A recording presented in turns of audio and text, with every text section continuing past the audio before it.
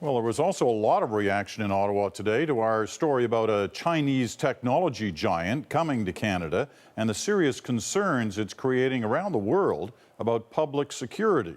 Some of Canada's biggest allies don't want Huawei anywhere near their telecommunications. Today, the government dismissed the concerns.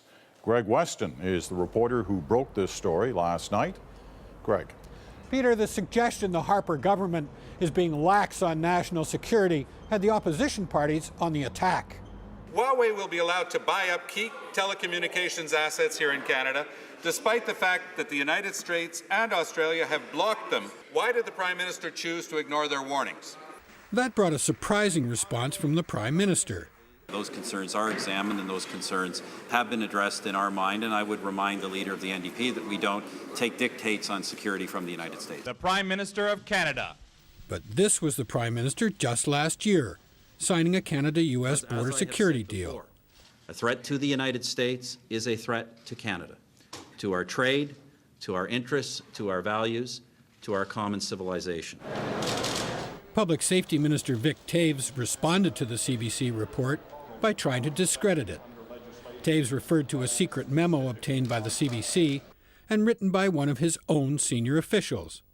The official warned that throwing the Canadian telecommunications industry open to foreign companies would, quote, pose a considerable risk to public safety and national security. Taves claims the CBC report missed an important point. First of all, they quoted a public safety official indicating that there was a concern about security, and then neglected to mention that the same official indicated that in this respect, safety concerns had been addressed. The memo says no such thing. There's no mention of safety concerns having been addressed. What it does say is Canada's security services will do whatever they can to mitigate the risks of foreign companies being involved in the country's wireless networks. There's an obvious attempt by the Conservatives to offer up a little bit of spin to try to get people off the story. The story is there. There's been no real answer on the national security side or on the public safety side. We need to have better insights. The former U.S. chief of counter-espionage says Canada's political leaders need to make clear to the public what the security risks really are.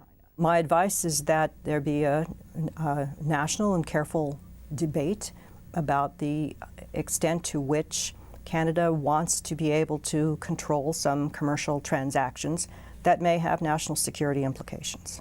In Washington, the U.S. Congress is conducting a special investigation into Huawei and other Chinese telecommunications companies. The opposition parties here are calling for the same thing to happen in Canada. Peter? Greg Weston in Ottawa tonight. Thanks, Greg.